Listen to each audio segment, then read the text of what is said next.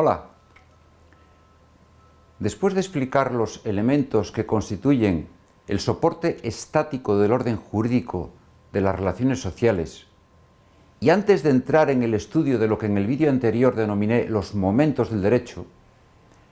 voy a referirme en este vídeo a sus caracteres más significativos. Comenzaré señalando que el objeto de conocimiento del derecho no se dirige a algo sustantivo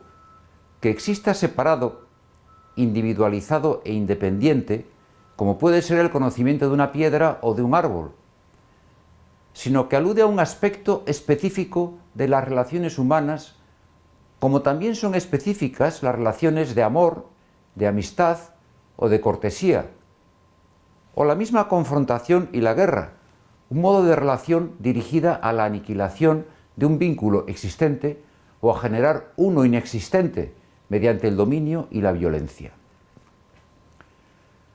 Consecuentemente, el saber sobre el derecho como regulación de las relaciones humanas no se dirige a encontrar una respuesta a la pregunta ¿qué es el derecho?, a la manera del estudio de un astro o de una planta, sino que se dirige a la acción, buscando una respuesta a la pregunta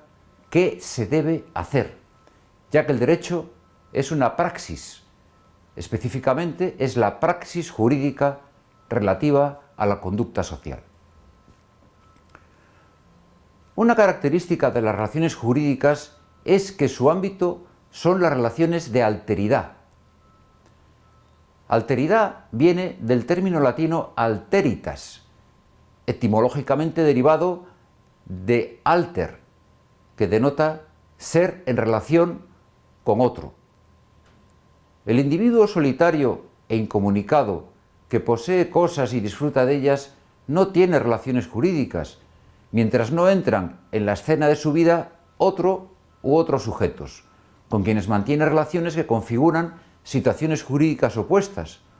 por las que uno es titular de derechos en correspondencia con los deberes de no interferencia del otro y viceversa. Estas relaciones de oposición son complementarias en cuanto ambas concurren en la juridicidad de una acción común entre dos o más sujetos. El caso típico es el de Robinson Crusoe, que según el relato escrito por Daniel Defoe, vivió 28 años aislado en una remota isla desierta. Desde una perspectiva formalista del derecho, Robinson sería sujeto de derecho en el orden jurídico que estuviera vigente en su isla remota, en la desembocadura del Orinoco, pues como ya tuvimos ocasión de ver, las posiciones formalistas sostienen que el derecho está en la ley. Sin embargo, desde una perspectiva realista más cabal, hasta que Robinson no estuvo con Viernes, otro personaje de la novela, Robinson no tuvo relaciones jurídicas. El derecho no es una realidad ceñida a un sujeto, sino que requiere esencialmente sujetos distintos, pues los derechos no existen sin un titular que se encuentre en relación con otro titular de los deberes correlativos. El derecho implica siempre lo debido por parte de otro. Otra característica que define la especificidad de las relaciones jurídicas a la que me referí en un vídeo anterior consiste en que el vínculo en que se sustentan remite a la asignación de bienes externos, es decir, a bienes con una proyección social, y por ello reciben la denominación genérica de cosas. No ocurre así con la amistad, que es un modo de vinculación que radica en una actitud interna de los amigos, por la que cada uno es feliz con la felicidad del otro. Ni en la amistad ni en el amor se dan derechos y deberes que remitan a un supuesto reparto amigable o amoroso, sino pura gratuidad que se refleja en la sinceridad, en el regalo o en compartir alegrías y penas, que son actitudes internas, sin las cuales dichas relaciones serían relaciones hipócritas. Cualquier reparto de bienes que pueda haber en las relaciones de amistad o en el amor, evidentemente no se rige por la distinción entre lo que es tuyo y lo que es mío, y su único sentido sería el de un encargo o un reparto de funciones en un proyecto común. La relación jurídica no incluye solo la referencia a cosas corporales en cuanto caen bajo el ámbito del conocimiento de los sentidos, sino también incorporales, como puede ser un cargo o una competencia. Lo esencial es que se refiera a algo que puede ser objeto de interferencia por un sujeto distinto de su titular, lo cual no es posible hacer en el pensamiento o en el corazón de un amigo para comprobar la veracidad de su amistad o la autenticidad de un amor. Consecuentemente, la íntima motivación de la conducta es irrelevante para la obediencia de la ley, lo cual persigue el establecimiento de una situación o un orden objetivo muy distinto al que desde Agustín de Hipona se conoce como el ordo amoris, que es una unión de afectos e intenciones. En el caso de la cortesía, en la que, como en el derecho, la relación se calibra por el comportamiento externo, en la medida en que éste no es exigible, el hombre o la mujer educada refleja una actitud interna que en ocasiones podría describirse como hizo el duque de la Rochefoucauld con su conocida frase: la educación es el homenaje que el vicio rinde a la virtud. La objetividad del orden de las relaciones jurídicas fundamenta la existencia verbal de la ley y su naturaleza comunicativa, expresada en el lenguaje. No ocurre estrictamente así en las relaciones fundadas en las disposiciones internas a las que antes aludí, pues el lenguaje entre amigos o entre amantes no es universalizable, pues en estos casos el núcleo de la relación se comparte exclusivamente por los sujetos que intervienen en ella, que puede incluir gestos, voces, movimientos reflejos o cualquier otra forma de comunicación que remita a las actitudes internas únicas y exclusivas de una relación que arraiga en la intimidad de las personas y es refractaria a cualquier regulación dirigida a una generalidad de personas. Esta objetividad de la ley, por su existencia verbal de alcance general, hace que su vigencia se pueda desarrollar con independencia del legislador, como ocurre análogamente con un edificio respecto a la concepción y planificación que ha hecho de él el arquitecto. Así, la ley permanece fuera del acto legislativo que la origina, ejerciendo sus efectos en cuanto ha sido puesta y como tal existe por sí misma, pasando a formar parte del ordenamiento jurídico. Una vez que la ley cobra existencia con su promulgación, se engrana con el resto de las leyes vigentes y recibe el influjo de su aceptación social y de su interpretación y aplicación por los órganos judiciales, acomodándose, se podría decir, al ciclo normativo que conforma las relaciones sociales en cuanto son relaciones jurídicas. Consecuentemente, la formalidad es una característica del derecho que conviene distinguir del reduccionismo formalista al que repetidas veces he aludido en este curso. La vigencia de la ley implica la formalización de un ámbito específico de las relaciones humanas, que lo saca del contexto total de la vida social y le confiere importancia y dignidad. Es comúnmente aceptado que con la expresión «lo dice la ley» se reviste una actuación de un halo de necesidad y corrección. La analogía con las reglas de un juego clarifica la comprensión de la formalización jurídica, pues en los juegos también se constituye una totalidad, un mundo en sí separado de la existencia cotidiana y mantenido según sus propias reglas de conducta, como ocurre en la dinámica de la vida jurídica, en la que lo esencial es la conformidad de la conducta con la regla objetiva, siendo irrelevante la conformidad interna con ella, y dejando fuera las posibles relaciones personales existentes en las controversias que se susciten, lo cual es fundamento de que el proceso judicial adquiera una formalidad típica de los ritos. La formalización de las conductas que regula la ley da la posibilidad de distinguir entre sentido y forma del derecho, pues el universo de formas abstractas de conducta generalizadas con el lenguaje de la ley es autónomo en cuanto orden objetivo, pero solo limitadamente, ya que su existencia radica en la totalidad de la existencia de la vida social, de la cual recibe el sentido que lo anima. Retomando la analogía con el juego, aunque éste se defina por las reglas que lo constituyen en un juego determinado, no es lo mismo su sentido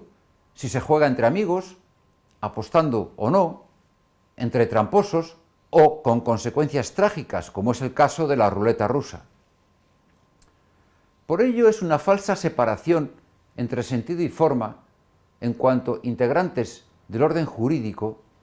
la que se pretende con una teoría pura del derecho, que conceptualiza el derecho ignorando que la existencia de unas relaciones sociales formalizadas por el derecho está soportada por personas reales y se despliega en un imaginario social del que recibe un sentido.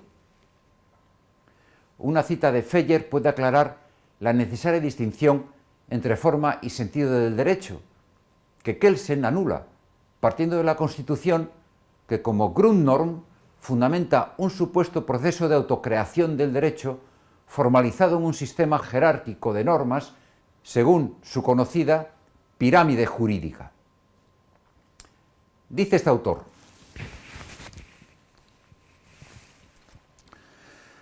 una formación social,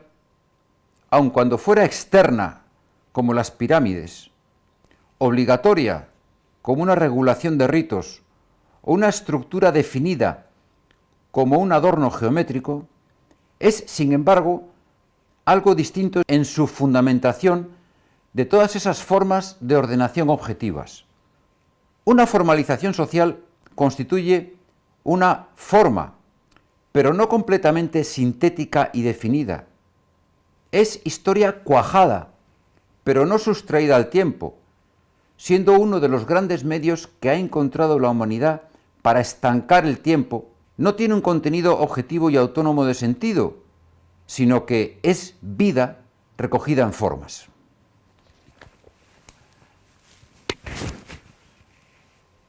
Una manifestación de que la realidad del sistema normativo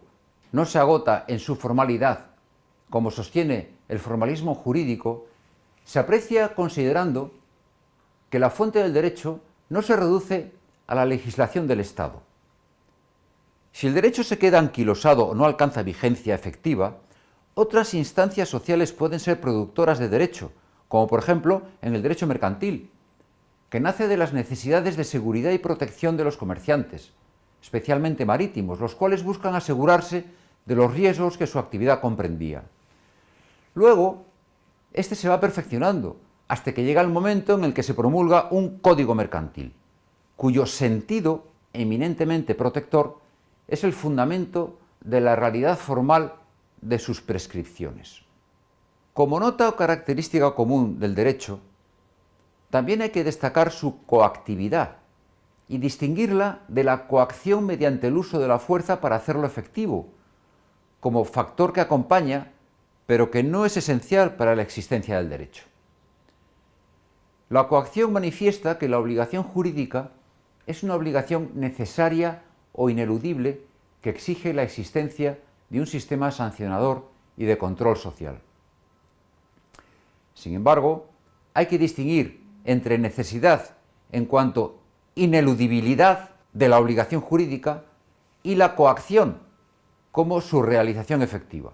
El rasgo esencial del derecho es la necesidad de la obligación jurídica en el sentido de que es ineludible, mientras que su refuerzo coactivo es consecuencia del aludido carácter necesario e ineludible, que se lleva a cabo mediante recursos como la ejecución forzosa, la imposición de sanciones, la represión de conductas contrarias al derecho, medidas preventivas, indemnizaciones, la suspensión de efectos o su anulación, etc. Todas estas manifestaciones de la coactividad del derecho constituyen una consecuencia del carácter necesario e ineludible de la obligación jurídica, que, como se observa, no en todos los casos llevan consigo fuerza física o coacción, pero no es una nota esencial suya. El derecho establece un orden social, como garantía de que cada sujeto pueda tener y disfrutar de lo suyo, lo cual genera una armonía y un orden de la convivencia que es necesario para la supervivencia y la duración de la vinculación social. En esta ineludibilidad del orden que genera el derecho es en la que se fundamenta el sistema de efectividad de los deberes que impone y de su coactividad. Dar a cada uno lo suyo, respetar el derecho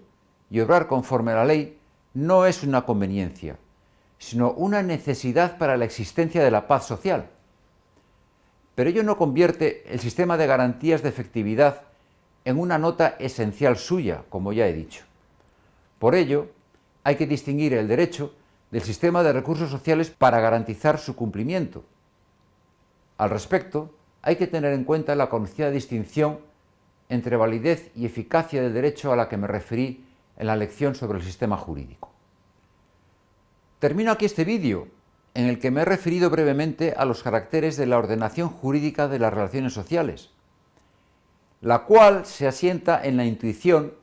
que lentamente ha ido ganando en certeza a lo largo de la historia de que la justicia solo puede realizarse, aunque sea de modo imperfecto, por un poder socialmente organizado, que se subordine a ella, estableciendo un orden jurídico de la convivencia. Desentenderse de que el poner el eje como técnica política de ordenación de libertades, formalizando conductas con arraigo en el principio de justicia, corre en paralelo a la pérdida de la lealtad al Estado y la disposición de obediencia y el libre asentimiento a su ordenamiento jurídico, poniendo en peligro, con ello, la paz social. Os espero en el próximo vídeo, en el que, como dije al principio, estudiaremos los momentos del derecho. Hasta entonces, adiós.